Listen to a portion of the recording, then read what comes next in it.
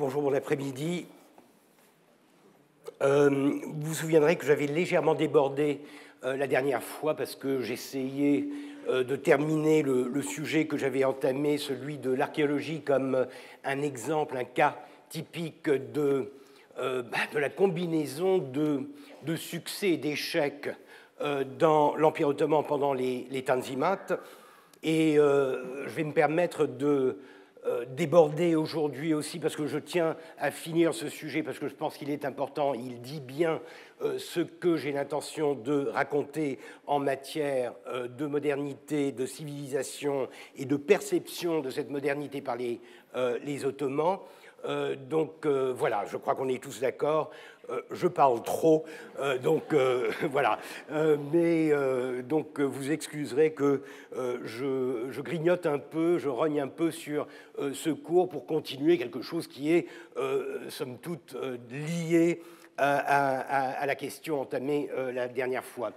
J'ai quand même conservé l'image que j'avais choisie pour le thème de cette leçon, une image que j'aime particulièrement, qui m'a toujours beaucoup fasciné, une image qui est très parlante, même si, comme je vous l'expliquerai, j'étais complètement à côté de la plaque lorsque je l'utilisais il y a de cela quelques années, puisque j'ai découvert que derrière cette image se cachait une histoire très complexe, très surprenante, avec des hauts et des bas, des rebondissements étranges. Et c'est pourquoi, et comme j'ai découvert ça assez récemment, je me suis dit que c'était l'occasion de tester un peu ces découvertes, c'est un grand mot, mais enfin bon, ces petites trouvailles devant vous.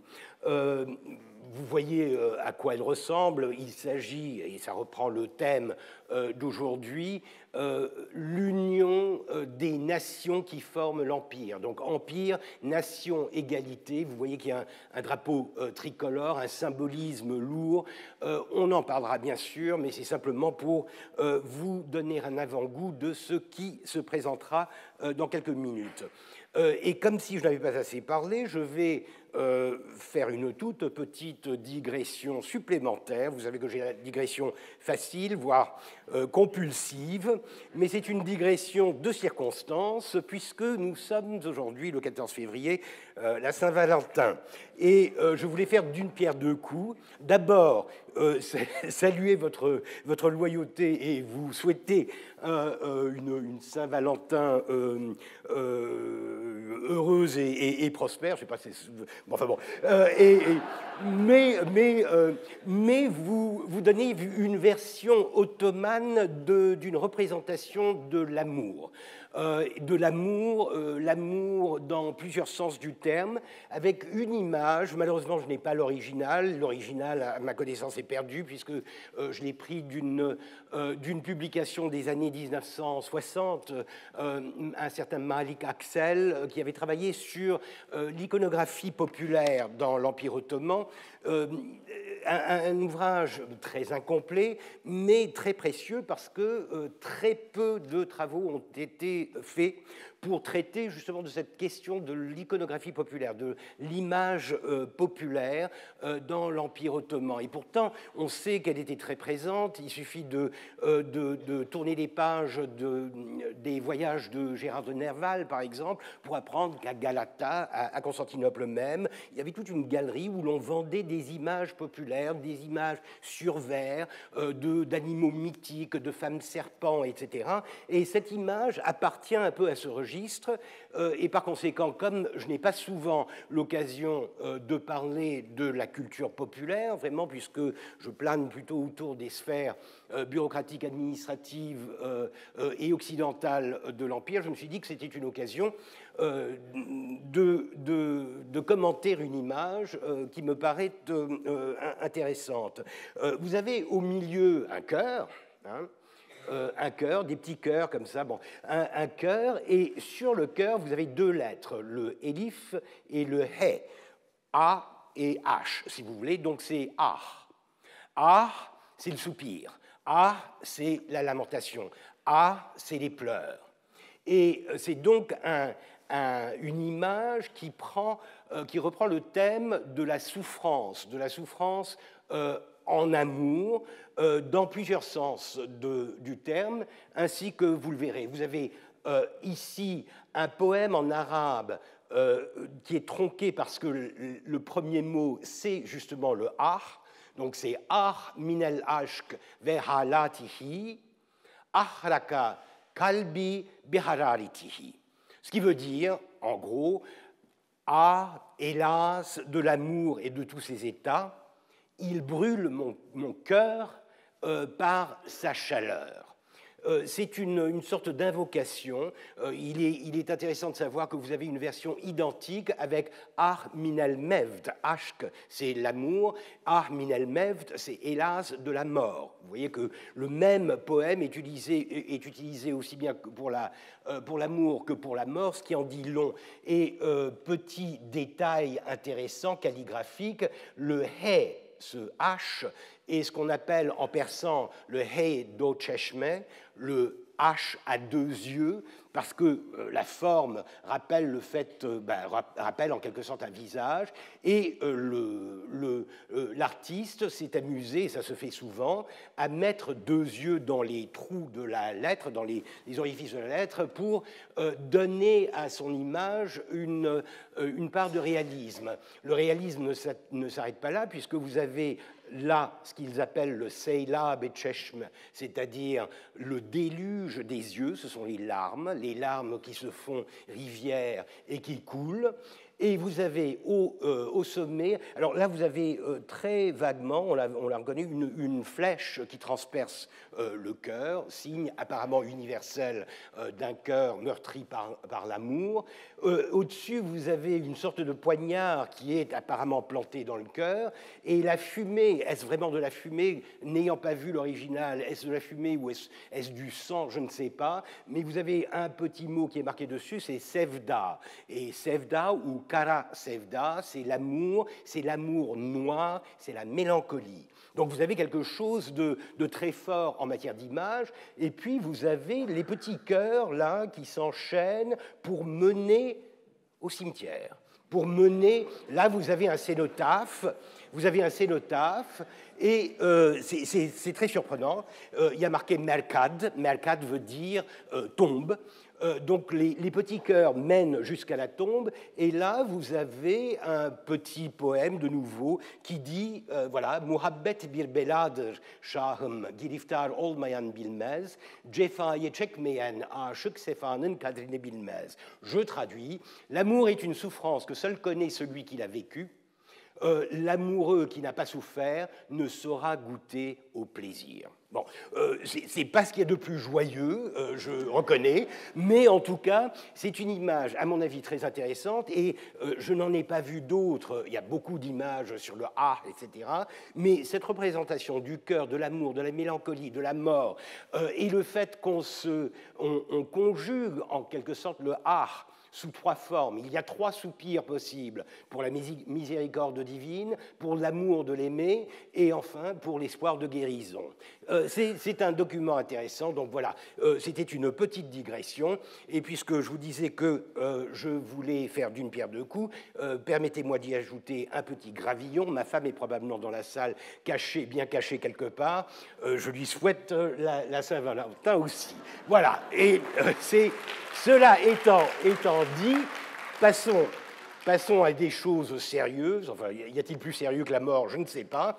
Je continue sur ma lancée de la dernière fois. Vous vous souviendrez que je vous avais parlé de ce qui avait précédé la fondation, l'établissement de la première forme de musée, le musée de l'église de Saint-Irène à Constantinople. Je vous avais dit que ça avait été provoqué par la combinaison d'un sentiment, d'un désir d'émulation de ce que les Occidentaux faisaient. Je vous avais dit que pendant les années 1840, il y avait toute une série de chantiers de fouilles très impressionnants, très visibles, que les Ottomans observaient, essayaient autant que possible de contrôler. Et c'est un peu l'un de ces chantiers, celui d'Halicarnasse, qui avait tout d'un coup donné aux Ottomans l'idée de se débarrasser un peu de toutes ces demandes en damant le pion aux Occidentaux, en faisant ce qu'ils faisaient, c'est-à-dire en établissant un musée. Donc, émulation, se débarrasser en quelque sorte de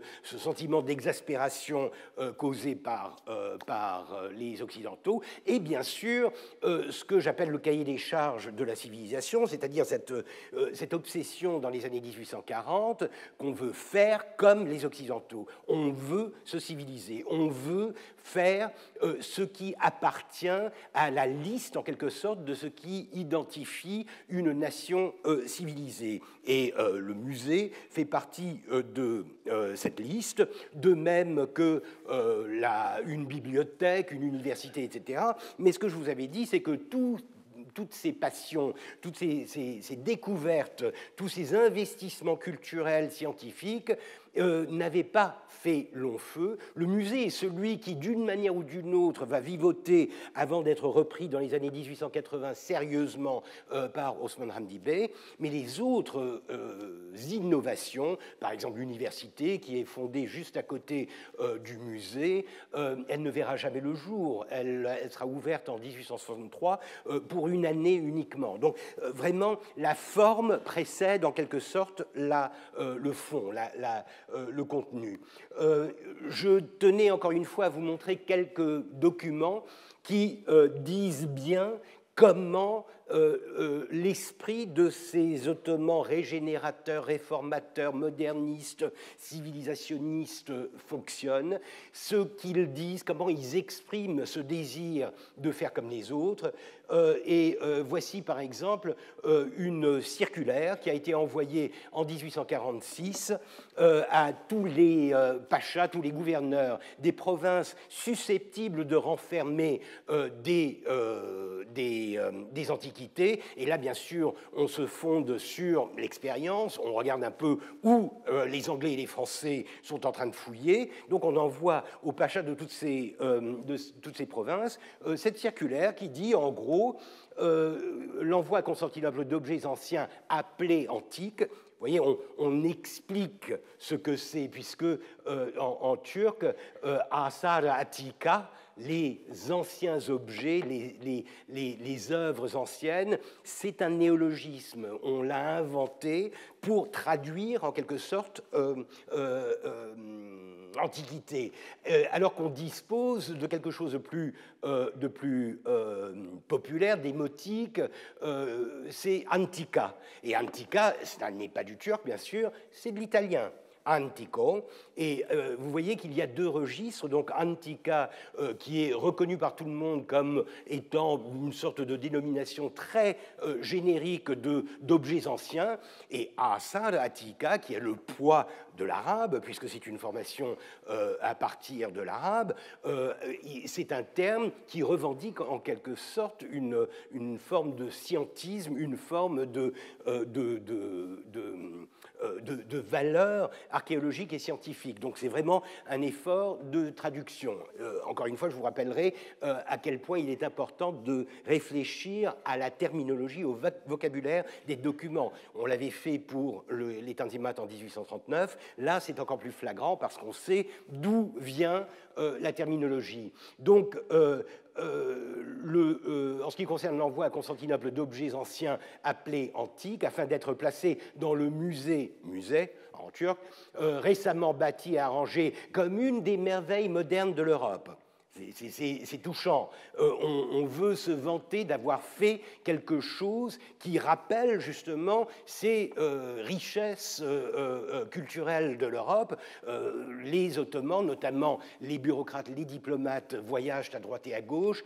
Ils ont connaissance de ce à quoi ressemble une capitale occidentale avec ses édifices publics, ses musées, ses bibliothèques, etc. etc. Les antiques requises sont des objets des temps anciens, donc on explique au pacha, vu d'Istanbul, le pacha est un plouc, le pacha n'aura bien sûr pas la connaissance profonde que les bureaucrates d'Istanbul ont déjà des antiquités, donc on lui explique encore mieux. Ce sont des objets des temps anciens qui se trouvent parfois sous le sol, et oui, ça définit bien l'objectif des fouilles, comme des couvercles ou des tombes en forme de coffres en pierre. C'est un sarcophage. C'est un sarcophage. C'est une manière de décrire graphiquement, visuellement, l'un des objets les plus visibles des fouilles à l'époque. Il y a des sarcophages. En gros, si vous regardez l'inventaire des fouilles dans ces années-là, vous avez des statues, des colonnes et des sarcophages, en gros. Donc, c'est normal qu'il parle de ça, des tombes en forme de coffre, avec des inscriptions autour, ou des objets taillés dans la pierre avec des figures humaines et animales. Encore une fois, la tridimensionnalité n'existe pas, donc on traduit en fait statue parce qu'on peut par de la pierre gravée avec des images. Alors ça peut aussi bien être des bas-reliefs que des statues, mais en tout cas, encore une fois, c'est le descriptif qui l'emporte sur l'analytique, bien sûr, et animal apprécié de tous. Alors l'appréciation de tous, c'est quelque chose, c'est de la rhétorique, mais c'est de la rhétorique qui reprend en fait ce que les Occidentaux sont en train de dire aux Ottomans depuis les années 1820, que ces objets ont beaucoup de valeur, qu'ils sont importants pour la connaissance de l'histoire, la connaissance de la civilisation, etc.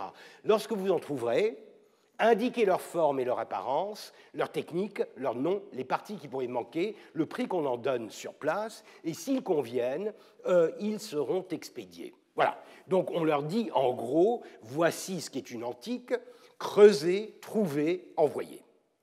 Et j'ai un exemple qui dit bien comment ça marche, puisque j'ai étudié dans le détail une campagne de fouilles ottomane en 1847, celle d'un certain Zalif Mustafa Pacha qui était gouverneur de Jérusalem juste après l'envoi de cette circulaire, et dans une de ses correspondances, lorsqu'il parle justement des objets qu'il a trouvés et qu'il est sur le point d'expédier à Constantinople, on voit bien qu'il a suivi les instructions au pied de la lettre. Une antique en marbre vieille de 3600 ans, hein, on lui a demandé de décrire. Découverte au lieu dit d'Ascalon. Ascalon, c'est Ashkelon aujourd'hui, dans la bande de Gaza, au nord de la bande de Gaza, en Israël aujourd'hui, dans les environs de Gaza, ayant été en fin de compte apporté après bien des dépenses. Alors ça, bien sûr, c'est pour obtenir une compensation. Il veut être défrayé de ses dépenses. Il apparaît selon l'opinion des consuls se trouvant ici. Donc il est allé tout de suite consulter les consuls à Jérusalem, ce qui déjà montre bien qu'ils ont cette idée, parfois fausse, que les Occidentaux savent très bien de quoi il s'agit. Que cette pierre, décorée de 3 humains et de divers animaux, est fort précieuse, et que si elle était vendue, elle pourrait atteindre la valeur de 2 à 3 000 bourses, ce qui représente une belle somme, environ 13 500 livres sterling de l'époque. C'est énorme, c'est une grosse somme. Alors, bien sûr, est-ce vrai? Ce qui est exceptionnel dans la documentation, comparé au reste de la documentation ottomane, cette correspondance est accompagnée d'un dessin. Et un dessin extrêmement détaillé, très bien fait, probablement par un artiste local, probablement par un artiste chrétien local, qui décrit les 3 humains et les animaux. Donc, on sait exactement à quoi ressemble l'objet. Et ensuite, on a, et c'est ça qui est très intéressant, on a le petit rapport de ce qu'en ont dit les consuls et les experts occidentaux. Voilà. Cette antique a 3600 ans, et le sphinx qu'on y voit était un beau monstre qui se tenait au sommet d'une montagne élevée près du pays d'Istef. Ainsi qu'on le voit, il avait la tête et le corps d'une femme, des pattes de chien, des griffes de lion et des ailes d'aigle. Et ce sphinx posait une question aux voyageurs qui passaient par là et tuait ceux qui ne trouvaient pas la réponse. Et la question était, quel est donc l'animal, je crois que vous la connaissez, qui a 4 pattes le matin, 2 à midi et 3 le soir. La souffrance infligée par ce sphinx était telle que Craoun, roi d'Istef, promit qu'il donnerait sa fille Iocasti en mariage à quiconque tuerait ce monstre. Alors, 2 choses. Alors, vous avez bien sûr compris, Istef, c'est Thèbes, Craoun, c'est Créon, mais en fait, c'est pas Créon, c'est pas grave. Mais, Jocaste, bien sûr, on ne la donne pas en mariage, en fait, on tue son mari pour l'épouser quand on est son fils. Bon, c'est beaucoup plus compliqué. Mais ce qui est fascinant, c'est que, primo, je vous rappelle l'image, pour raconter cette histoire, il faut vraiment n'avoir vu que ça. Et je crois que ça prouve que j'ai tendance à casser du sucre sur le dos des Ottomans. Franchement, les consuls français, britanniques et autrichiens à Jérusalem, apparemment, ça ne volait pas beaucoup plus haut, puisque on voit bien qu'ils se sont reportés sur la seule histoire, le seul mythe qu'ils connaissaient. Ils se sont dit, ah ben voilà, le Sphinx, Oedipe, etc. On va lui raconter l'histoire d'Oedipe, alors qu'en fait, cette histoire, c'est la découverte sur Naxos d'Ariane, qui a été abandonnée par Thésée et qui est surprise par 2 satyres de Dionysios. Bon, c'est une histoire complètement différente. C'est un fragment de sarcophage, bien sûr, mais... pardon, voilà. Pour vous expliquer un peu la chose. Mais ce qui est encore plus surprenant, c'est que l'objet que j'ai retrouvé dans les dépôts du musée archéologique d'Istanbul, l'objet est un objet très quelconque. C'est un fragment de sarcophage romain de la fin du IIe siècle de notre ère. C'est donc 3600 ans, ils disent n'importe quoi. Dire qu'il valait je ne sais combien de milliers de bourses, ça aussi c'était ridicule, mais vous voyez que le peu d'informations dont ils disposaient leur suffisait à broder autour de l'importance qu'on sentait qu'Istanbul donnait à ce genre de découverte et à la constitution d'une collection à Istanbul. Alors bien sûr, cette collection, elle ne va pas faire long feu, puisque le musée, il sera visité en 1947 par le sultan lui-même, de passage parce qu'il est en train de faire restaurer la mosquée à l'époque de Sainte-Sophie, mais à partir de 1948, plus rien. Lorsque Albert Dumont visite ce musée en 1868, c'est un chaos complet et par conséquent, personne n'y est vraiment admis. Ça a été complètement...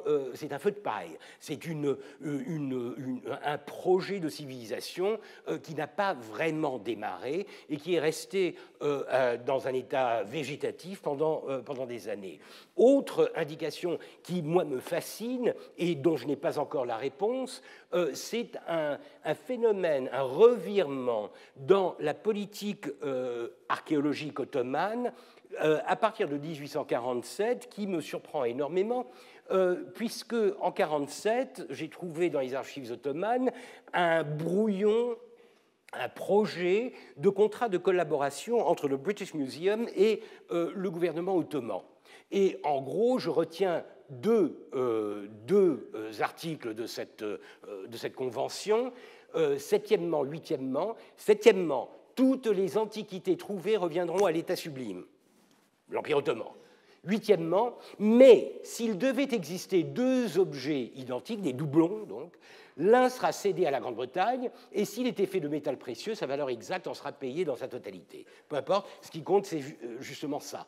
En gros, c'est un système pas vraiment de partage, puisque les Anglais ne retirent que des doublons. Le reste sur place, est acquis par le musée.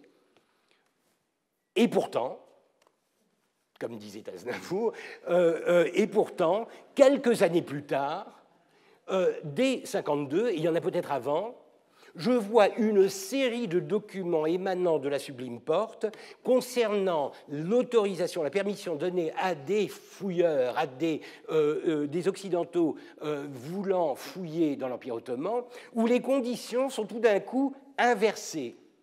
C'est-à-dire, en 52 pour Bagdad, c'est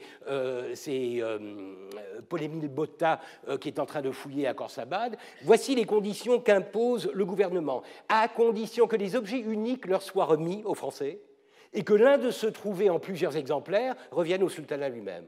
C'est exactement l'inverse. C'est-à-dire que les Ottomans sont en train de se spolier eux-mêmes.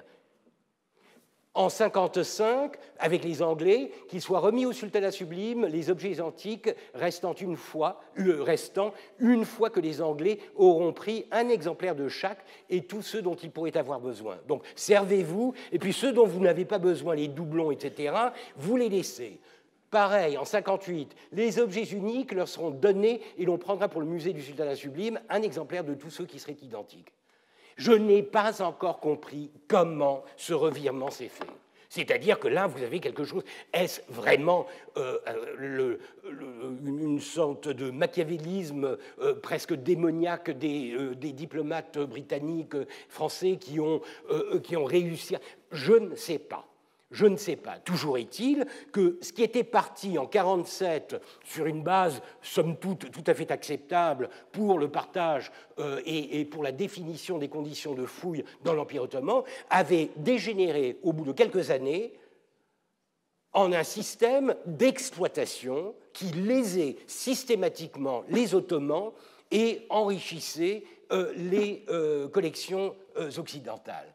À tel point qu'en 1868, donc 21 ans après la convention qui n'a pas, à mon avis, été ratifiée avec le British Museum, c'est un gouverneur, le gouverneur d'Aydın, donc d'Izmir, si vous voulez, qui, en 68, voyant James Wood qui fouille à Éphèse, voyant James Wood expédier des wagons entiers, parce qu'il y avait déjà une ligne de chemin de fer entre Kassaba et Izmir, des wagons entiers de pierre, de marbre provenant d'Éphèse, il se dit tout d'un coup, mais c'est pas possible, d'autant plus qu'ils sont censés nous en laisser quelques-uns.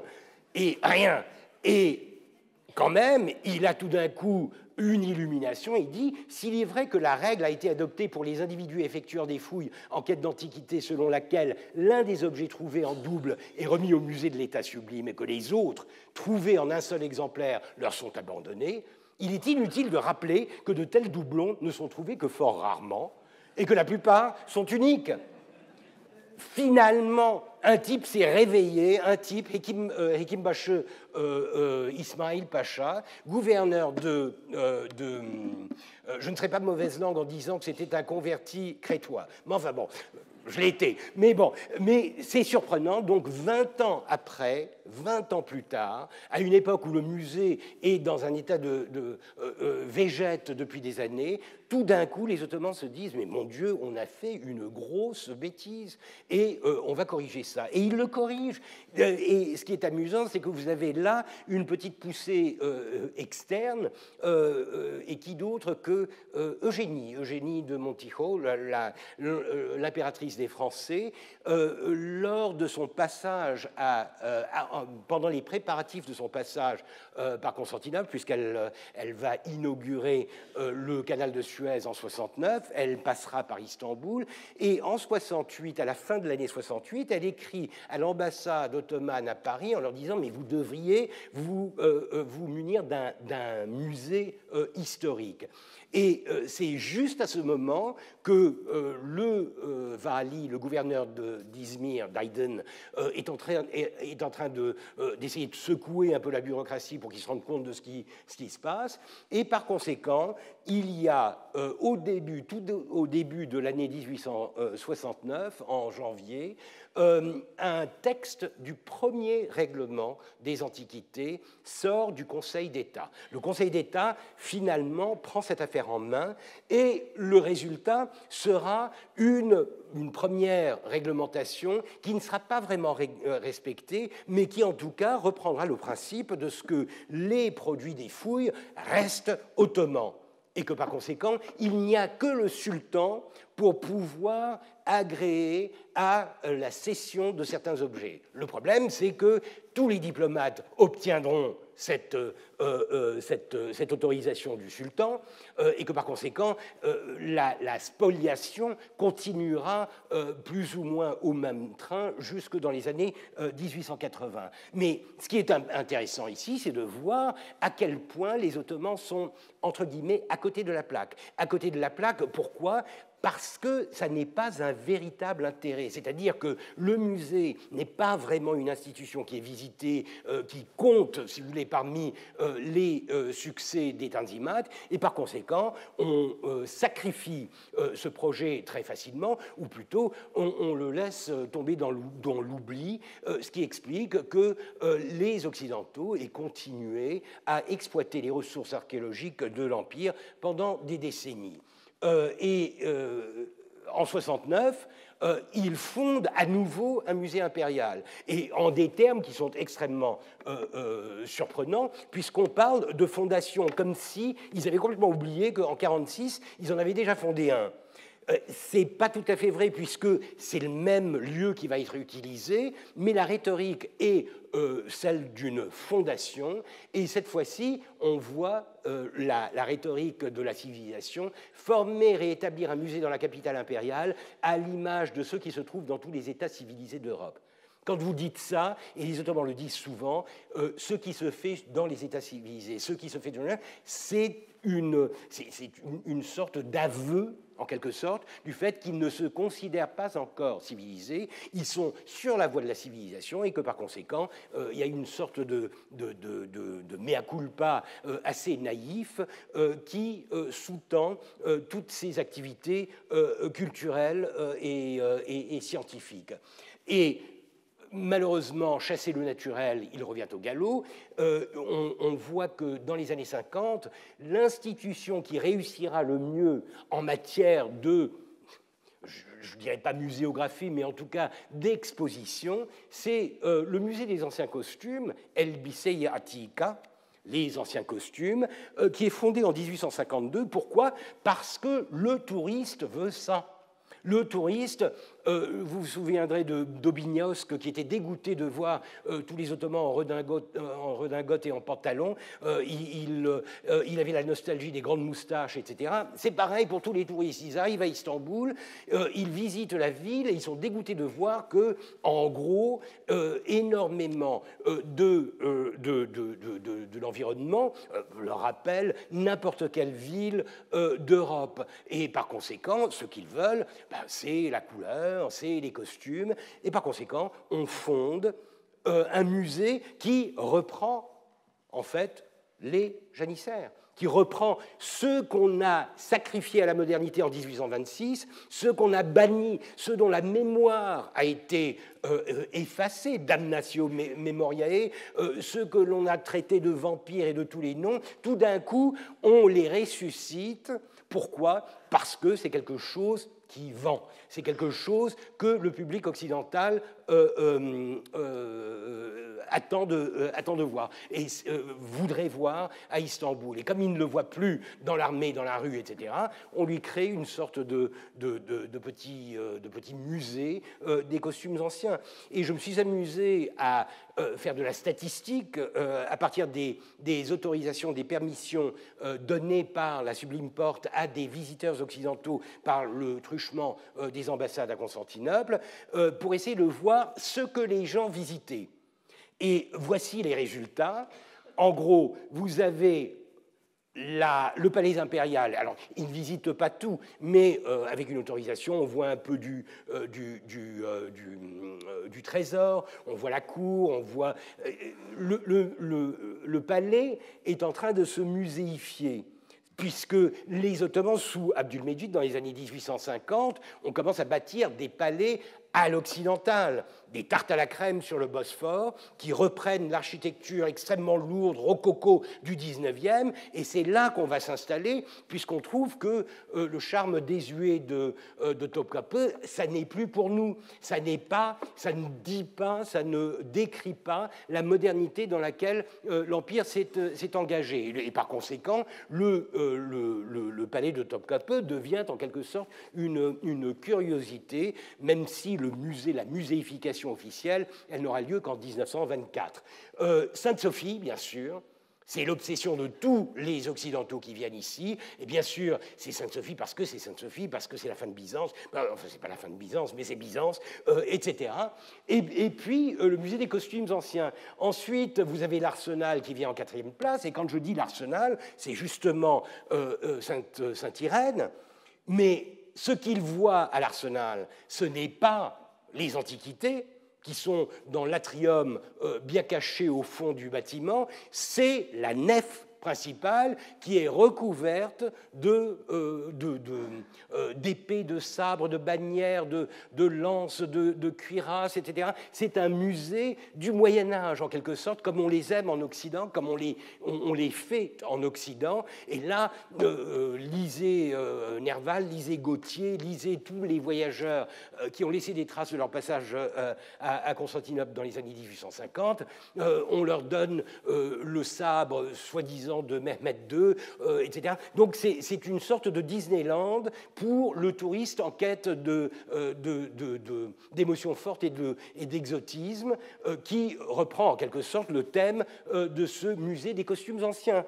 Et par conséquent, le musée des Antiquités, personne n'en parle, personne ne le voit, et en fait, même pendant sa période de gloire, dans les années 1890-1900, sous la férule de Osman Hamdi Bey, le musée impérial, qui a déjà l'aspect d'un musée de belle carrure, du calibre des musées occidentaux, personne ne le visite. Il n'y a pas de visiteurs. C'est le rêve de tout conservateur. C'est un musée sans visiteurs. Ce n'est vraiment que vers les années 1910 qu'on commence à avoir des écoliers, etc. Et c'est surtout sous la République qu'on verra le développement. Et dernier point, et je passe à mon image, dernier point, si vous faites la statistique des visites aujourd'hui à Istanbul, vous verrez à peu près la même distribution pour à peu près les mêmes objectifs, c'est-à-dire le palais de Topkapı, les Turcs y voyant la gloire nationale de leur passé que l'on fait mousser de plus en plus depuis une dizaine d'années, Sainte-Sophie, bien sûr, parce que c'est le fruit de la conquête, et beaucoup de Turcs revendiquent sa reconversion au statut de mosquée. Par conséquent, même si on le visite en tant que musée, on a dans le fond de la pensée l'idée que c'est le droit de l'épée. Le droit de l'épée, c'est une conquête, c'est un trophée. Et les Occidentaux voient ça à l'inverse, mais exactement de la même manière, parce que l'orientalisme et le nationalisme ont tendance à converger très fortement, puisque pour le touriste moyen occidental, le palais impérial, c'est la gloire des sultans et c'est surtout le harem, c'est l'exotisme, c'est l'Orient. Et Sainte-Sophie, c'est l'Orient byzantin, c'est une église perdue. Donc en fait, vous avez une image en miroir du côté du nationalisme turc et de l'orientalisme occidental. Alors, nous n'avons plus de musée des costumes anciens, mais comme remplacement, nous avons depuis quelques années, depuis presque une dizaine d'années, un panorama de la conquête de Constantinople, qui ne plaît pas forcément aux Occidentaux, mais en tout cas qui plaît aux Turcs, parce que c'est un diorama, vous savez comment on les faisait au XIXe siècle, qui recrée l'atmosphère de la prise de Constantinople, donc avec effets lumineux et sonores, etc. Donc ça va en plein dans la visualisation d'un moment que l'on considère être extrêmement important dans dans le récit national. Et ensuite, à la place de l'Arsenal, vous avez maintenant ce qui remplace l'ancien musée impérial, c'est-à-dire les musées archéologiques d'Istanbul, qui recueillent à peu près le 10e de chacun de ces monuments. 400 000 contre 4 millions chacun. Et de ces 400 000, la moitié, ce sont des gosses qui sont enchaînés et menés de force comme faisant partie de leur programme. Ce qui veut dire en gros que le Turc moyen, il n'a aucun intérêt pour le musée archéologique parce que c'est pré-1453, c'est pré-turc, c'est pré-islamique, donc ça ne fait pas partie de son héritage. Et pour les Occidentaux, il n'y a pas de curiosité non plus, puisque la Turquie est censée donner l'archéologie à l'état brut, des sites, Éphèse, Nemrut, Milet, Didyme, Priene, etc. Mais on n'attend pas des Turcs qui fassent un musée. Les musées, c'est pour l'Occident. Les musées, c'est pour Berlin, c'est pour Londres, c'est pour Paris. Donc là aussi, vous avez une sorte de convergence d'une vision nationaliste et d'une vision orientaliste, il faut le dire, qui finissent par avoir le même effet et qui reproduisent malheureusement ce qui était un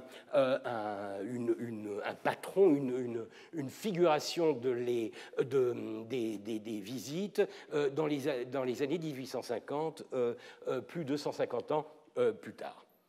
Voilà, maintenant que je me suis rattrapé, je vais passer à mon image. Je passe à mon image et je vous explique pourquoi elle me plaît tant. Cette image, je vous le disais, je l'utilisais depuis longtemps, mais vous savez comment c'est le web, vous cherchez une image, vous trouvez une image, mais il n'y a pas forcément d'informations. Et toutes les images que j'avais trouvées de cette gravure étaient sans légende, il n'y avait pas le texte du bas, etc. Donc c'est une image que j'avais immédiatement interprétée comme une sorte d'image de précurseur de la réforme de 1856, c'est-à-dire l'édit des réformes qui va finalement donner aux sujets ottomans une égalité totale devant la loi et une sorte de citoyenneté, tout en restant sujet, c'est-à-dire la reconnaissance de l'égalité entre les musulmans et les autres, qu'ils soient chrétiens, juifs ou autres. Enfin, mais c'est surtout pour les chrétiens et les juifs que ça se passe, n'est-ce pas? Et ça, c'est quelque chose de très important, puisque c'est un point charnière, un point qui blesse la majorité musulmane qui n'aime pas voir cette égalité, qui croit en l'équité, adalet, et je pense vous avoir déjà dit à plusieurs reprises que je pensais que c'était un problème qui grève encore la démocratie turque, la laïcité et la démocratie turque, le fait que même aujourd'hui, les Turcs n'acceptent pas vraiment l'égalité de ceux qui ne sont pas musulmans. Et par conséquent, malgré tous les efforts de laïcité qui sont très cosmétiques de la République kémaliste, le fondement de l'identité turque reste à un niveau populaire l'islam.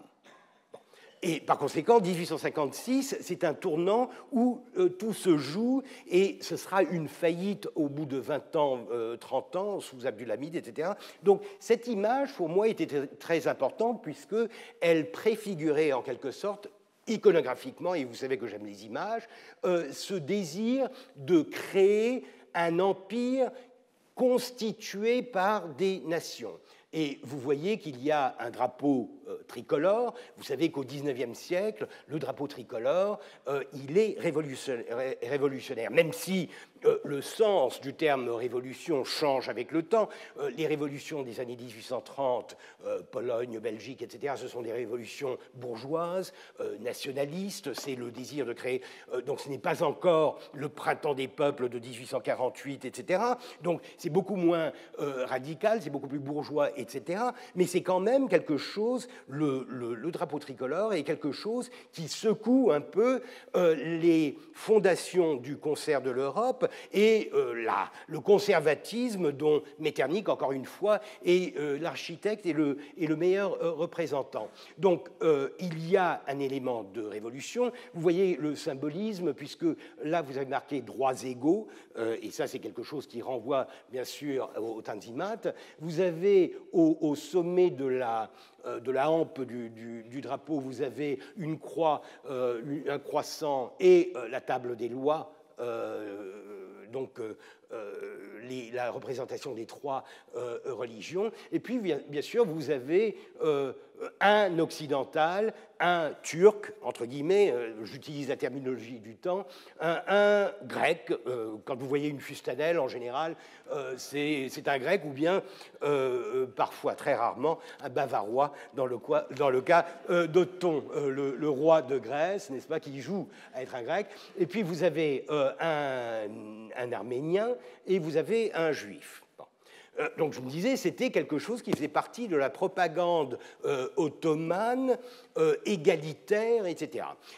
Ce n'était pas entièrement faux, mais j'ai pu creuser, et vous savez que j'aime ça, gratter un peu, et essayer de voir si je pouvais reconstituer l'archéologie d'une image, le contexte qui entoure une image, qui jusque-là était anonyme.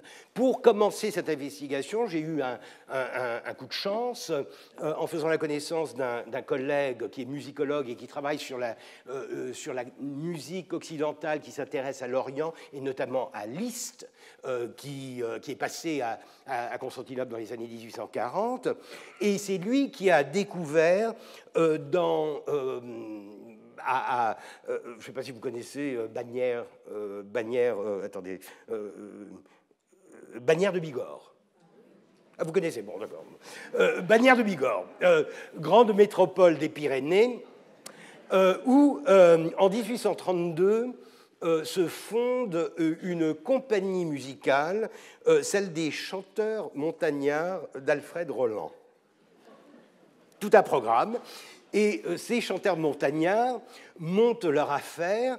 Donc c'est un peu comme les Corses, apparemment. Ils chantent. La montagne, ça donne envie de chanter, j'imagine.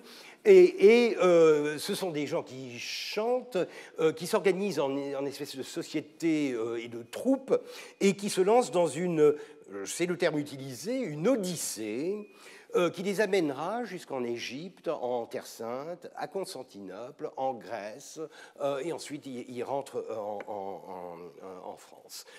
Et cela dans les années 1845. Et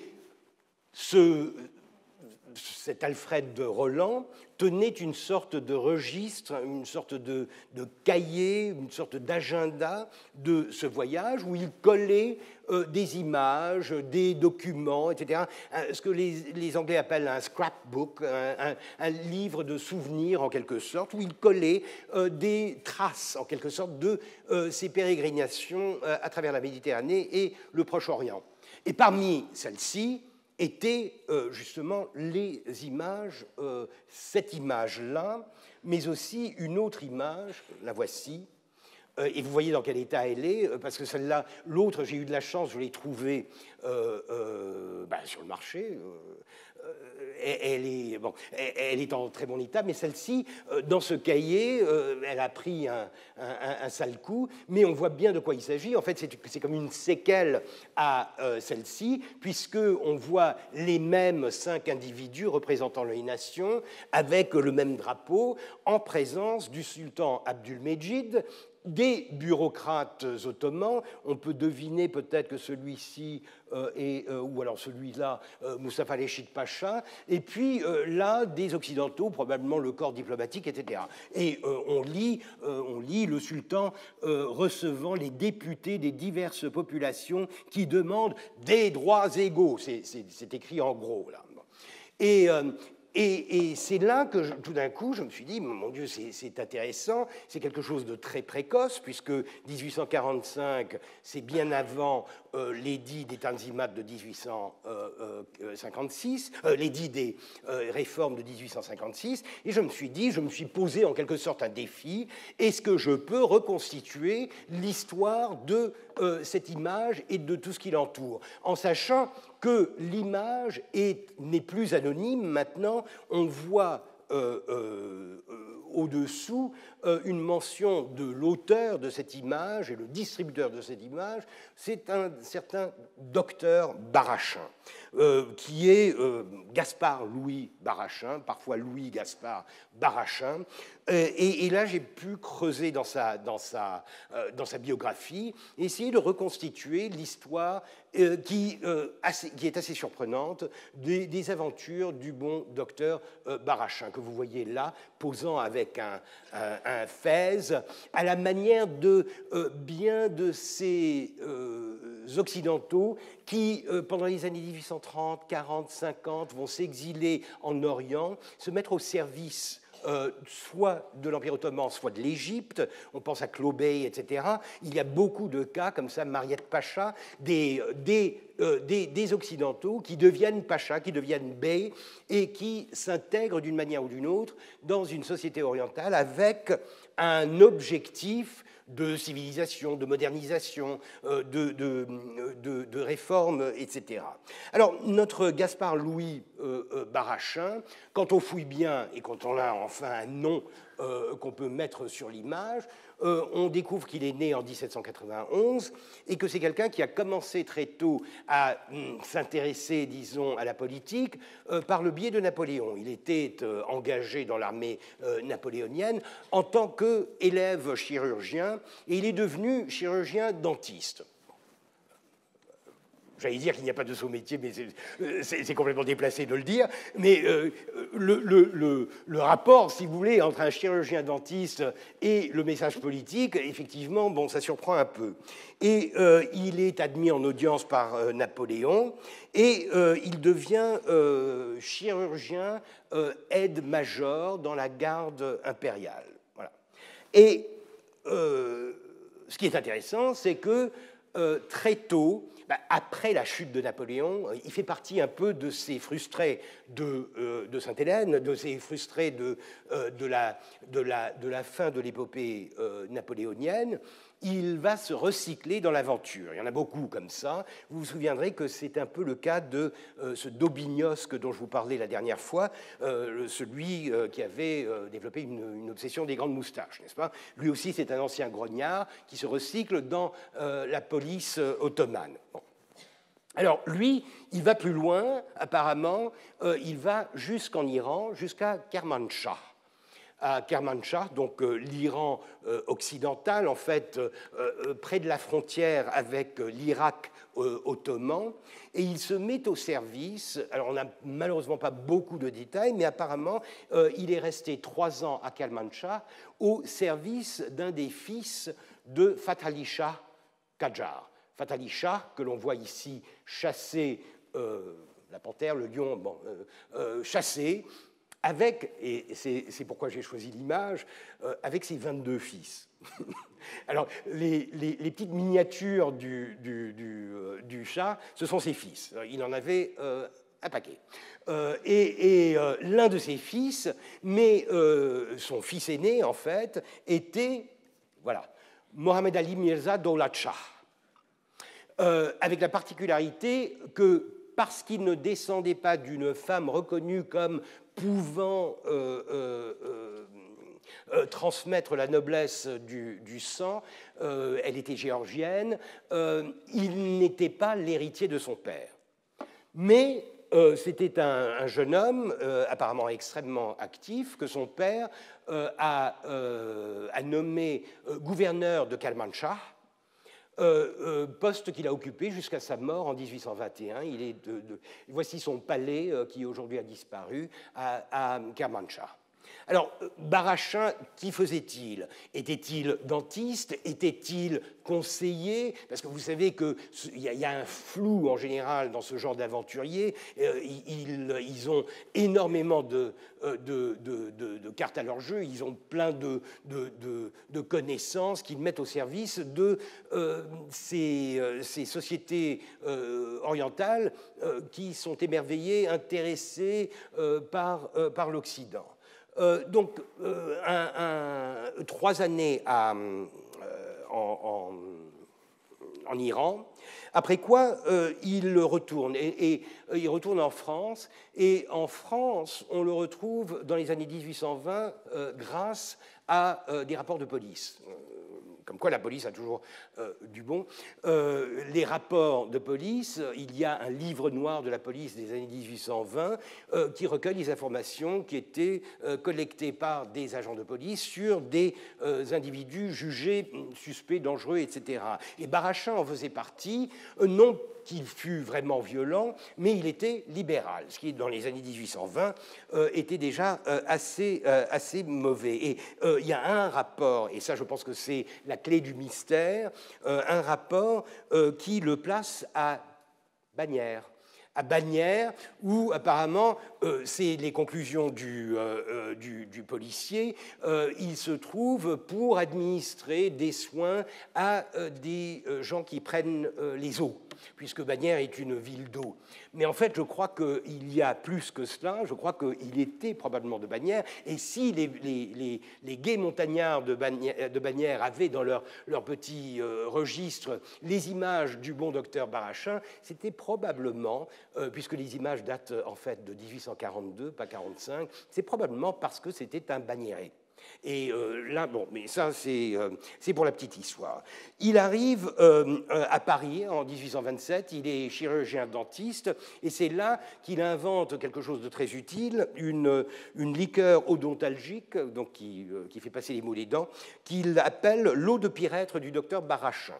Pour ceux que ça intéresserait, le pyrètre, Tanacetum cinerarifolium, c'est un insecticide naturel que les poilus utilisaient pendant la Première Guerre mondiale, donc contre les poux.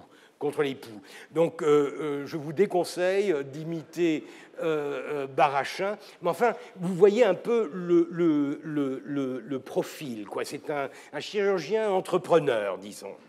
Ensuite, une aventure qui me paraît extrêmement intéressante dans le contexte qui nous intéresse. Il se retrouve dans les années 1830 catapulté en Algérie. L'Algérie vient d'être occupée par les Français.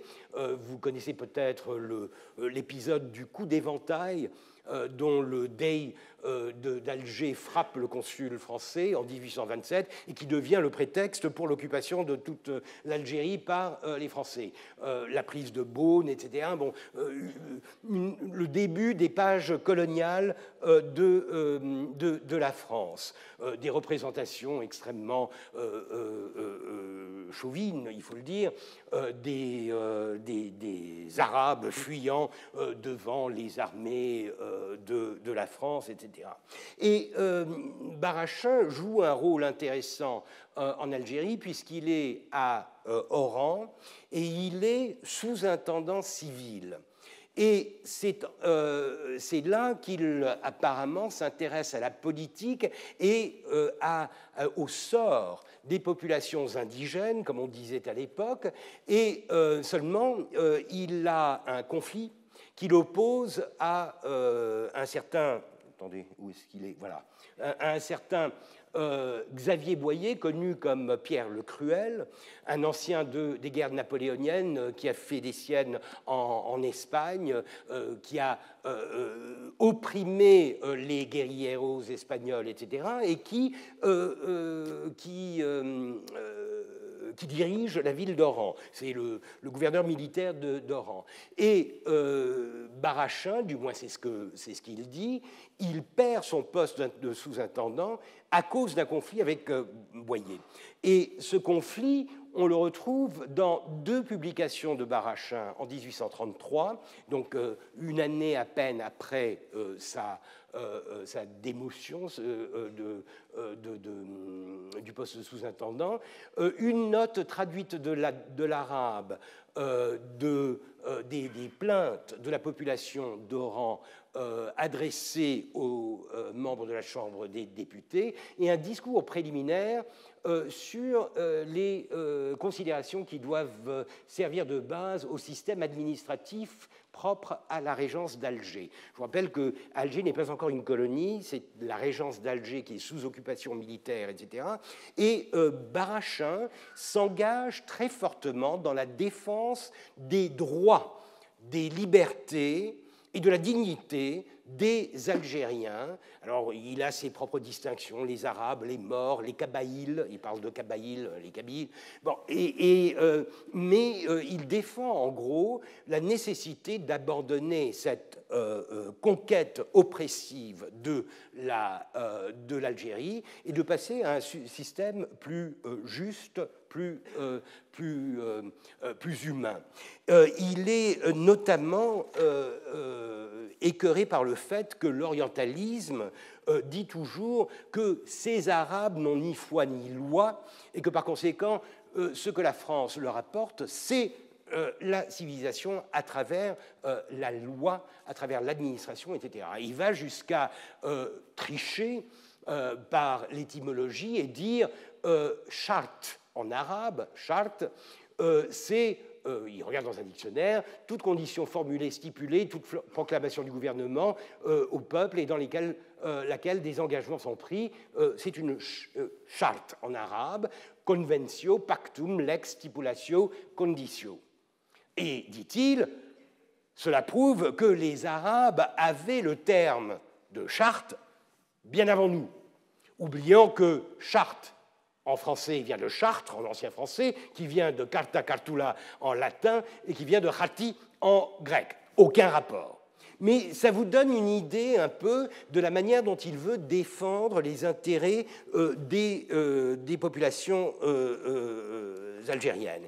Et voilà ce qu'il dit, par exemple, je vous cite, après le siège d'Oran, par exemple, voilà ce qu'a produit le gouvernement du Sabre, un gouvernement oppresseur, antipathique à tous les intérêts civils.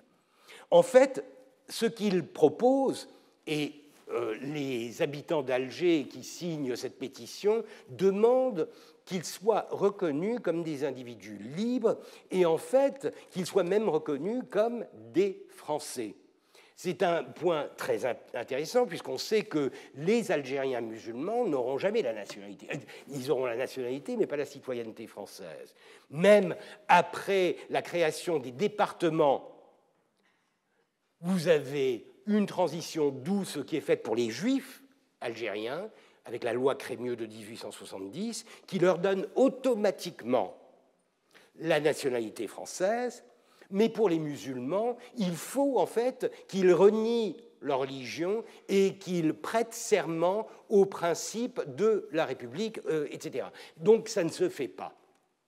Et ça, je trouve que c'est encore une fois très intéressant, puisque immédiatement, je me place dans une vision comparative de phénomènes qui se passent au même instant en Orient, chez les Ottomans, et en Afrique, chez les Français. Et c'est quand même surprenant, c'est une question qu'on ne pose pas vraiment, mais ce que les Français, les Anglais, les grandes puissances demandent aux Ottomans, et ce qu'ils imposeront aux Ottomans en 1856, c'est-à-dire l'égalité de tous les habitants de l'Empire, c'est quelque chose qu'eux-mêmes n'appliquent pas à leurs colonies. Il y a quand même une ironie assez grosse à cette distinction entre le droit colonial, le droit de la métropole à définir la citoyenneté dans les limites de ces territoires et d'y admettre des gens qui sont triés sur le volet ou des colons qui sont établis dans les colonies, et se tourner vers les Ottomans et leur dire bah, vous devriez reconnaître l'égalité et par conséquent la citoyenneté, suggestion de tous vos habitants, indépendamment de leur race, indépendamment de leur religion. Et Barachin, du coup, devient un type intéressant. Il appartient, si vous voulez, à cette mouvance qui est très typique des années 1830-40. C'est un peu du saint-simonisme. Vous connaissez les saint-simoniens qui développent une sorte de philosophie mystico-religieuse du développement et de la civilisation et qui veulent, notamment parce qu'ils sont chassés de France, veulent l'exporter en Orient. Ils iront en Égypte, c'est d'eux que viennent des idées assez originales, telles le percement de l'isthme de Suez, etc. Vous avez un exemple flagrant qui est celui du père Enfantin, Prosper Enfantin, le chef de la religion dans les années 1830, et lui, dans les années 1840, il ira en Algérie pour s'opposer à la conquête qui continue, et cette fois-ci sous la présence très violente d'un autre père, le père Bugeaud. Bugeaud, le général qui va obliger Abdelkader à se soumettre, etc., et qui est connu pour la violence de ses persécutions contre la population locale. Donc, je n'ai jamais trouvé de connexion entre Barachin, chirurgien dentiste, grognard, etc., et les Saint-Simoniens, mais le profil, il est là, c'est-à-dire que c'est un éclairé ou un illuminé un peu qui veut transformer le monde autour de lui et qui trouve en Orient une terre fertile pour ce genre d'expérience. Cependant, il rentre en France, une fois chassé d'Oran, et en France, il redevient entrepreneur.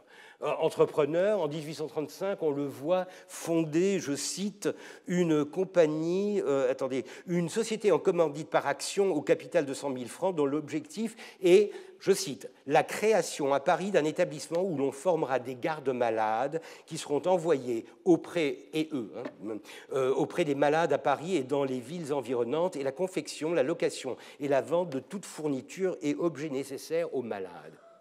En fait, je trouve que c'est génial, c'est quelque chose, je n'ai pas fait l'histoire de la médecine et des soins médicaux en France, mais ça me paraît, en 1835, une proposition assez révolutionnaire, et je ne sais pas, en tout cas, elle ne semble pas avoir pris, puisque on le voit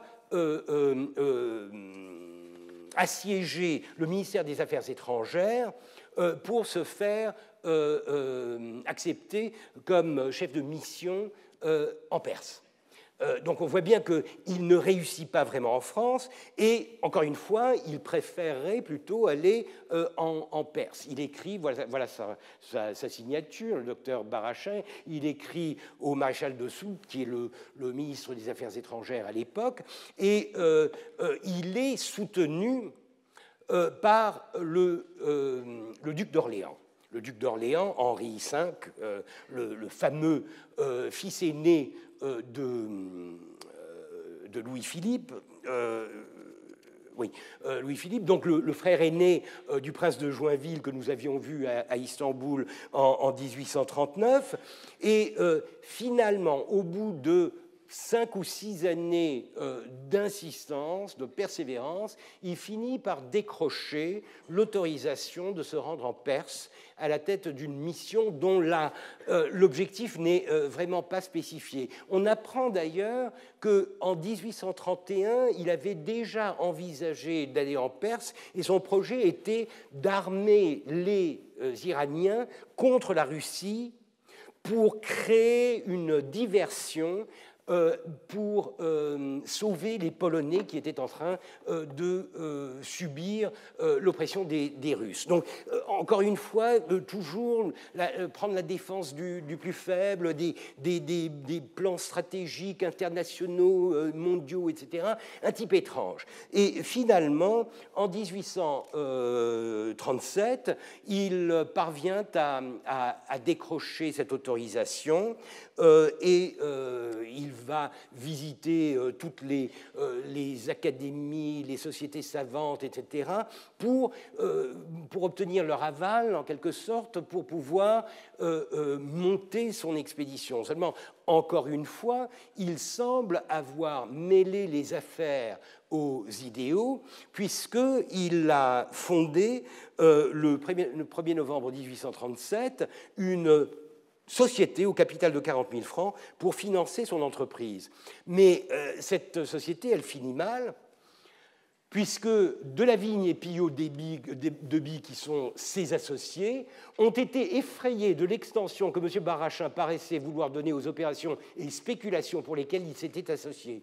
Suivant eux, M. Barachin aurait conçu depuis le pacte social l'idée de fonder une nouvelle ville en Turquie, et il recruterait, pour arriver à ses fins, des architectes, des savants, des artisans, et comme il faut songer à l'avenir de la colonie, des femmes et des enfants.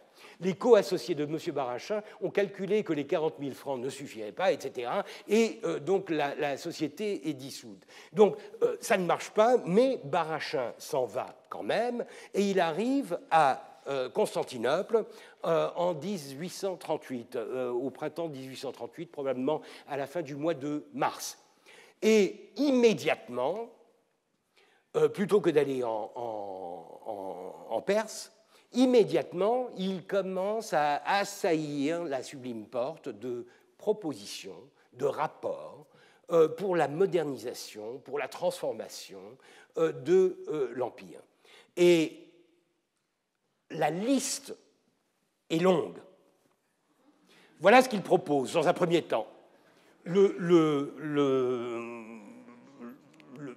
4 avril, je crois, le 7 avril 1838, voilà ce qu'il écrit à Mustapha Reşit Pacha. Alors, je ne vais pas la lire, mais vous voyez qu'il y a un conseil de salubrité public, la construction d'un grand nombre de moulins à vent, vous avez une machine pour fabriquer du bois, un bois de fusil en 5 minutes, vous avez la série de bulletins, alors vous avez des livres, vous avez... extraordinaire. Donc, le type est en train de déballer tout ce qu'il sait et d'envoyer ça à Mustapha Reşit Pacha, puisque Mustapha Reşit Pacha est à cette époque-là ministre des Affaires étrangères, et de toute façon, tout le monde sait que c'est lui l'architecte de la modernité, donc tout projet de modernité doit passer par... et ça va jusqu'au bouton de métal pour les troupes et les fonctionnaires. Donc vraiment, c'est un colporteur, si vous voulez, un colporteur d'idées, de projets, d'objets, de technologies, etc. Et encore une fois, je me moque un peu, mais il y a souvent du sérieux, encore une fois, pour ces gardes-malades. Moi, ça m'a surpris comme étant, à mon avis, quelque chose d'assez bien pensé, etc. Bon, donc, il y a de tout, et ça ne suffit pas. 10 jours plus tard, il envoie un second projet à Mustapha Reşit Pacha, et cette fois-ci, c'est un projet d'institution carrément. Alors là, vous voyez, une école pour l'enseignement du français avec un amphithéâtre pour 1200 élèves. Vous êtes 450 ici. Vous voyez un peu l'ampleur de son projet. Une école des arts et métiers, une école des mines, une école d'agriculture. Si vous avez lu Babar, c'est Célesteville. Hein, c'est le projet de monter une ville moderne qui serait la capitale d'un empire en pleine régénérescence. 2 halles au grain, des abattoirs. Plus tard, une bourse, une école des beaux-arts, une académie de médecine, un cabinet d'histoire naturelle, un observatoire, une école de droit, un ou plusieurs théâtres. Vraiment, tout le paquet. Il veut faire d'Istanbul une sorte de Paris. Et c'est très surprenant, c'est très intéressant, mais ça n'est pas vraiment à prendre au sérieux. Mais, et d'ailleurs, vous connaissez désormais mon admiration pour Metternich. Metternich, dans son rapport du 3 décembre 1939, donc juste après la promulgation des Tanzimat, a un paragraphe que je trouve très intéressant où il dit ce qui a le plus contribué à amener ce triste résultat de l'incapacité des réformes à se développer, c'est la facilité avec laquelle tout gouvernement qui se lance dans la voie des réformes accepte les services des hommes qui ne cherchent qu'à faire fortune, les uns parce qu'ils veulent s'assurer à l'étranger une existence qu'ils ne sauraient trouver chez eux, et cela ordinairement en raison de leur incapacité, les autres parce que leur penchant les entraîne à faire prévaloir des théories qu'ils ne trouvent pas moyen de faire adopter chez eux. Entre les deux, les derniers sont plus dangereux que les premiers pour le pays où ils parviennent à exercer une influence personnelle. Est-ce que Metternich pensait à lui? Est-ce que Metternich avait Barrachin en tête? Peut-être, parce que ce qui est surprenant, c'est que le plan de Barrachin réussit. Barrachin est engagé par Mustapha Rechid Pacha. En fait, on établit un nouveau conseil, et voici ce qu'on dit lors de son établissement, un nouveau conseil, un conseil pour l'agriculture, l'artisanat et l'industrie, donc vraiment le progrès, si vous voulez, et on dit depuis plusieurs mois, le dissieur Barrachin a passé son temps à rédiger des rapports sur les questions demandées, c'est le moins qu'on puisse dire. Comme c'est un homme de connaissance, il a été demandé par l'Iran, mais il a choisi la Sublime Porte. Franchement, quand on sait que ses associés l'ont quitté parce qu'il avait déjà l'intention de fonder une ville en Turquie, on se dit que Istanbul, ça lui suffisait, et c'était probablement son objectif déjà au départ. D'ailleurs, et ça j'adore, contrairement aux autres Français, cet homme ainsi que l'autre, un certain Corre, sont tous deux fort honorables et bien élevés, et par conséquent, il est évident qu'ils seront très utiles. Donc, à peine un mois après son arrivée, il est recruté, engagé par le gouvernement ottoman, et la Gazette officielle, le Takvim Vekaï, annonce le 7 juillet la création d'un conseil privé, Mejlis Mahsus, chargé de promouvoir l'agriculture, le commerce, l'artisanat et l'industrie, Felahat, Vezilahat, Vetijahat, Vehelfet, Vesanat, qui se réunira à la Sublime Porte sous la présidence de Nouri Efendi, conseiller du ministère des Affaires étrangères, et dont les résultats seront soumis au ministre des Affaires étrangères, Rechid Pacha, qui les soumettra à son tour à Sa Majesté le Sultan. Barrachin n'est pas cité, Barrachin n'est qu'un des 5 membres de ce conseil, mais il est là. Il est là, il a réussi son coup, il s'est implanté. Et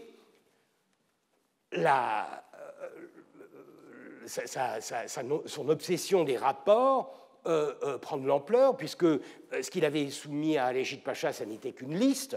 Maintenant, il commence à développer des rapports sur chacun des points qu'il avait proposés.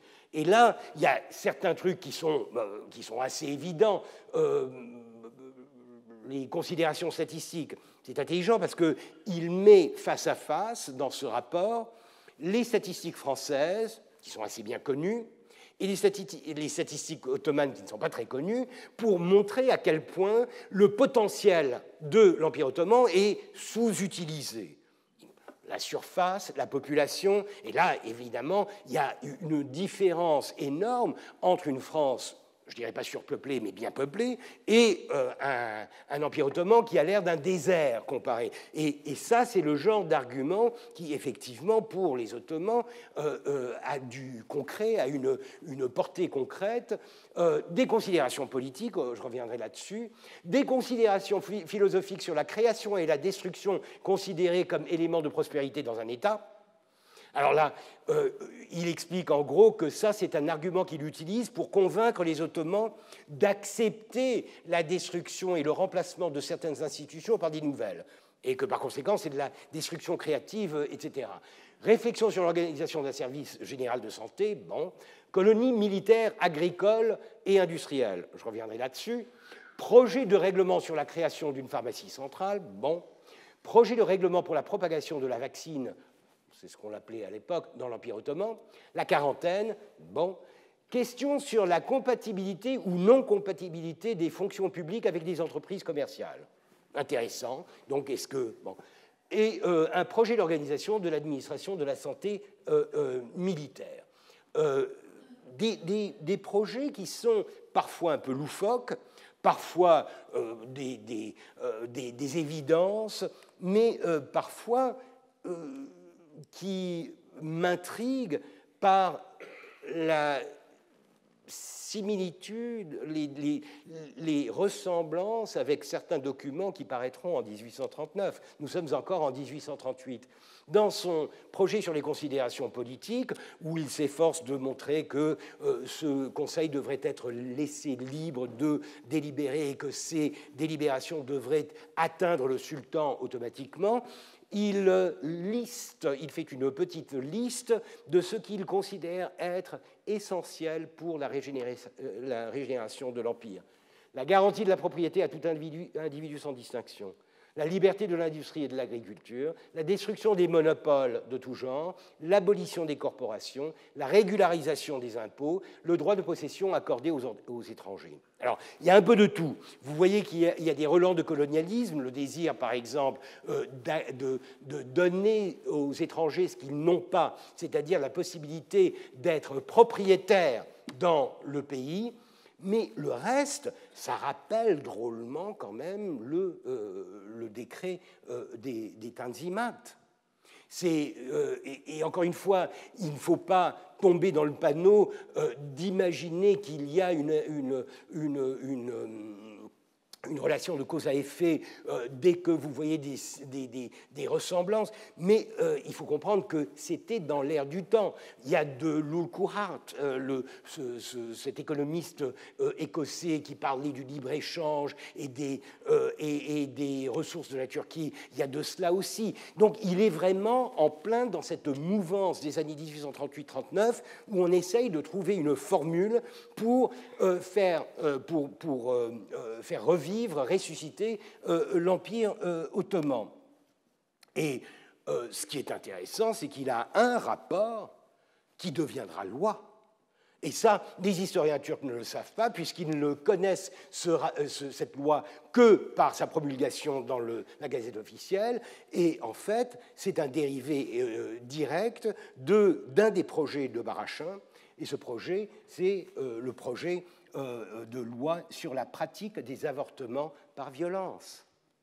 Parce que Barachin est un nataliste avant l'âge. C'est un type qui voit un peu, dans la manière physiocratique, si vous voulez, qui voit un rapport direct entre la population et les capacités économiques du pays.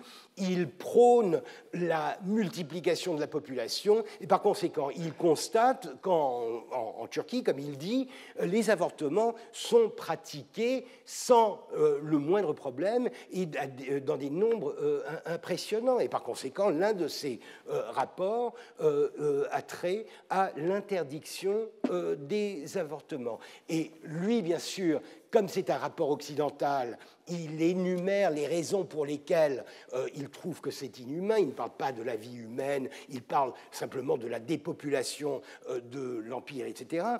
Tandis que le texte de la loi utilisera plutôt des arguments moraux, religieux, parlant de iskat jenin, c'est-à-dire l'avortement comme étant en fait pratiquement un infanticide, etc.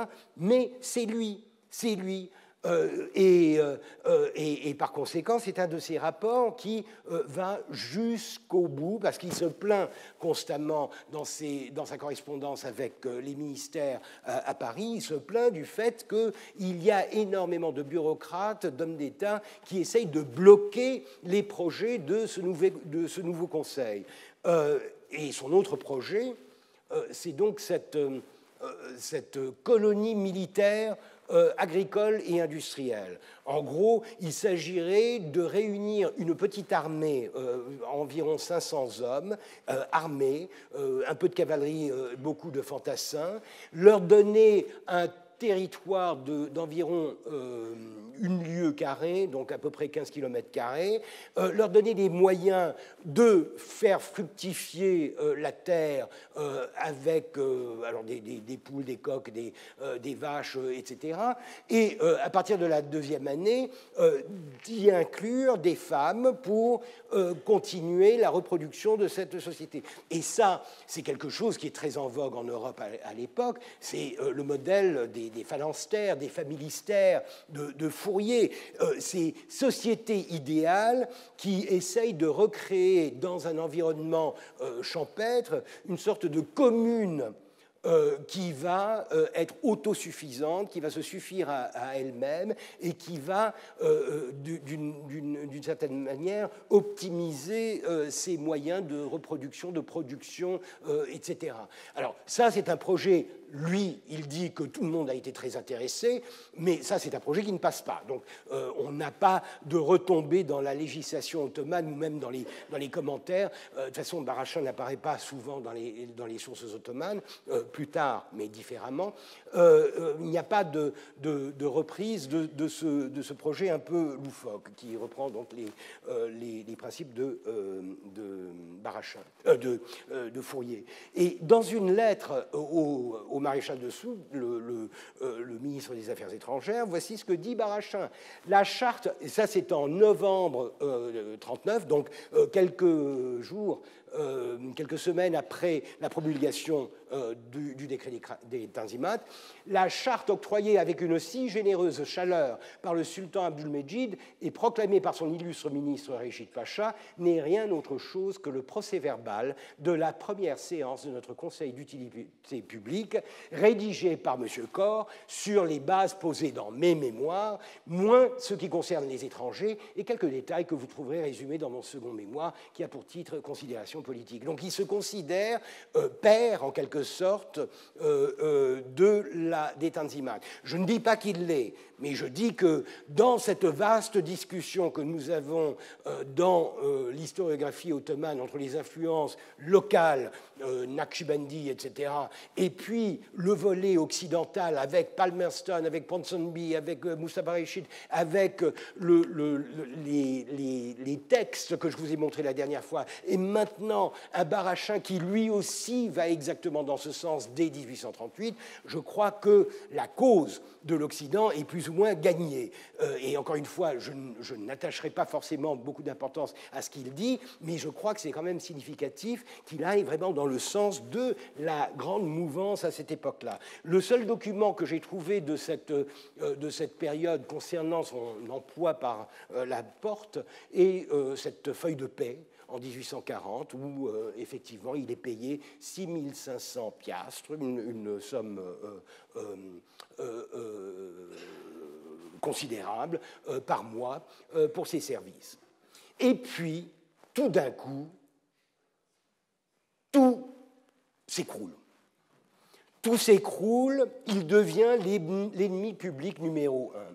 C'est-à-dire que ces images que je pensais s'inscrire dans la volonté ottomane de s'ouvrir vers une nouvelle conception de la sujétion, etc., ce sont des images qui, à partir de 1842, quand elles apparaissent, ce sont des lithographies, sont condamnées, rejetées, critiquées par les Ottomans avec une violence rare.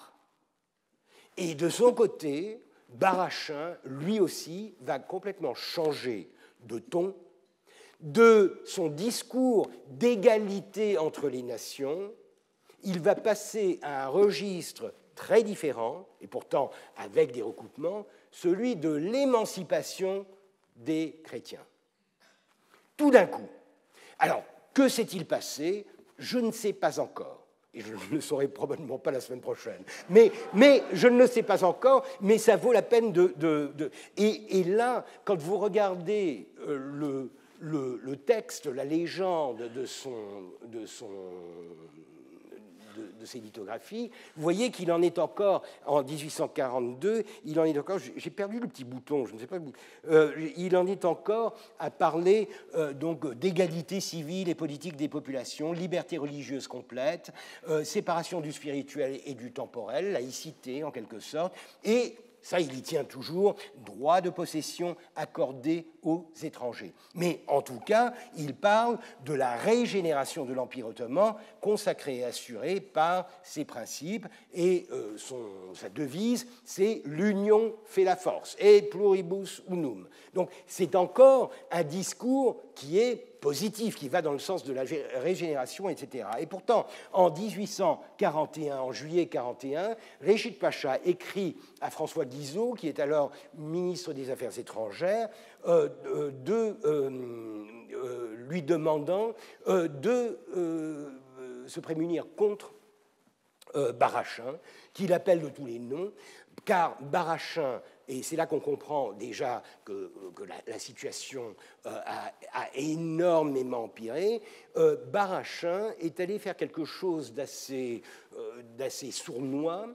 Il va dévoiler que Mustapha Réchid Pacha est en fait l'auteur d'une plaquette qui a été publiée en 1839 et qui est pleine de commentaires extrêmement acerbes envers Mahmoud II, pas très étonnant, et envers sa propre population. Le dogme religieux des Ottomans, étroit et exclusif, ne peut former qu'une société en état d'hostilité avec tout ce qui n'est pas musulman et la constitue uniquement pour la guerre. Alors, est-ce vraiment Réchid Pacha? Je n'en suis pas sûr. Mais c'est vrai que quand on voit la manière dont il critique Mahmoud en parlant d'un enfant gâté, ça rappelle un peu son mémoire qui se trouve dans les archives de Lord Palmerston en Angleterre. Et en gros, ce que Barachin va faire, c'est qu'il va publier, et cette gravure, cette lithographie, je ne l'ai pas trouvée, une lithographie qui apparemment donne les deux profils de Barachin lui-même et de Réchid, avec en dessous ces citations-là du statu quo d'Orient, où le texte est attribué explicitement à Mustapha Réchid Pacha.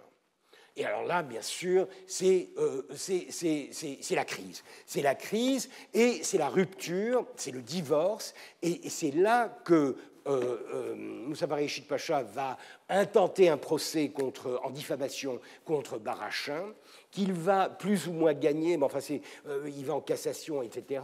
Il va continuellement envoyer des plaintes au ministère français des Affaires étrangères pour qu'on interdise les publications et les lithographies de Barachin. Et Barachin, de son côté, va devenir de plus en plus méchant. Méchant parce qu'il va créer... Alors, il avait déjà créé en 1942 le journal oriental, la revue orientale, qui était la revue... Mais apparemment, je n'en ai pas trouvé un seul exemplaire. C'est cette revue qui donnait en annexe ces lithographies. Le conservateur européen... ça, c'est en 1800, que je ne dise pas de bêtises, ça doit être marqué là, 1842, vers la fin de l'année 42. C'est un numéro d'essai, mais ce qui est intéressant, c'est de lire un peu ce qu'il propose. En gros, plutôt que de vous le lire, je vais vous le montrer. Voilà ce qu'il propose. Il propose que l'Empire ottoman soit réduit à une Othmanie, Osmanie, plus l'Empire. Tout ce qui est Serbie, Bulgarie, Valachie, Moldavie, etc., deviendra une confédération danubienne. La Grèce sera agrandie avec l'annexion de Crète, de l'île de Crète, de la Thessalie, de la Macédoine. Bref, c'est la Grèce d'aujourd'hui, pratiquement. L'Empire arabe, c'est ce qu'il appelle la Nouvelle-Égypte, qui va s'étendre vers les régences barbaresques. Et enfin, un royaume catholique de Syrie et de Chypre, qui va... c'est le Grand Liban, c'est la Syrie et le Grand Liban. Il y a beaucoup des projets des années du début du XXe siècle, et par conséquent, il ne parle plus de la régénération de l'Empire, il parle en fait tout simplement de la partition de l'Empire ottoman, de la destruction de l'Empire ottoman, au nom de l'émancipation des populations soumises à son joug. Alors, j'ai encore quelques images que je vais vous montrer. Il va dans la Gazette de France, qui est une gazette, qui est une feuille royaliste, légitimiste. Il va publier un supplément qui est un énoncé de son programme, et c'est un énoncé extrêmement fort. Les Turcs sont incivilisables par eux-mêmes. Hein, donc vraiment, on est passé à un registre, à un ton complètement différent. Et bien sûr, il revendique encore la défense des intérêts ottomans, puisqu'il compose un chant héroïque, la bosphorienne. Alors ça, je ne l'ai pas trouvé. Je vais demander à Nicolas Dufotel s'il arrive à trouver quelque part. Je vous la jouerai, je vous la chanterai la prochaine fois. Mais la bosphorienne ou l'Union orientale, dédiée à Sa Majesté impériale, le sultan Abdülmecid, mais bien sûr avec dans le fond toute cette histoire d'un nouvel empire qui n'est plus l'Empire ottoman, mais qui est un démembrement de l'Empire ottoman avec la création d'États selon des identités religieuses qui seront émancipées du joug des Ottomans. Voilà. Alors, simplement, c'est une histoire extrêmement marginale, c'est-à-dire que Barachin a fini par ne pas faire grand-chose dans l'histoire, mais moi, ce qui m'a fasciné, c'est d'abord le défi de le ressusciter, le défi de trouver la documentation du côté ottoman et du côté français sur un individu marginal, dans tous les sens du terme. Mais d'un autre côté, tout en étant marginal, il a fini par frôler le pouvoir à des moments extrêmement importants. Et par conséquent, je trouve que c'est une tangente qui est, en tant que cas d'étude, extrêmement intéressante pour essayer de comprendre, pour essayer de se resituer dans l'esprit du temps, essayer de repenser quel était le contexte culturel, politique, idéologique de cette époque-là, au-delà des grands textes, les Tanzimat, etc., que nous connaissons bien, puisque là, vous avez des recoupements, vous avez des ramifications qui sont extrêmement intéressantes, avec parfois des envolées qui sont surprenantes de modernité et parfois des élucubrations dignes d'un charlatan, ce qu'il était aussi, j'imagine. Mais enfin, c'était pour moi un exercice, et encore une fois, c'est dans la logique que j'essaye d'adopter, de combiner un grand récit, les grands détails ou les grands points d'une période cruciale, avec des sondages en profondeur de cas qui, même marginaux, finissent par révéler énormément de choses concernant le détail, la réalité et la complexité d'une période, à mon avis, fascinante. Avant de finir, pour finir, je me permets de vous rappeler que la semaine prochaine, exceptionnellement, nous nous réunirons le 20 février, le jeudi 20 février à 2h. Vous savez qu'il y a eu un report de mon premier cours et il n'y a pas de salle, cette salle n'est pas libre le vendredi 21 février. Donc nous nous retrouverons, si vous le voulez bien, comme on disait à la télé, le jeudi 20 février à 14h, ici même, pour une conclusion qui va essayer de relier le bas Tanzimat au haut Tanzimat, le haut au bas, c'est-à-dire 1839 à 1856. Je vous remercie.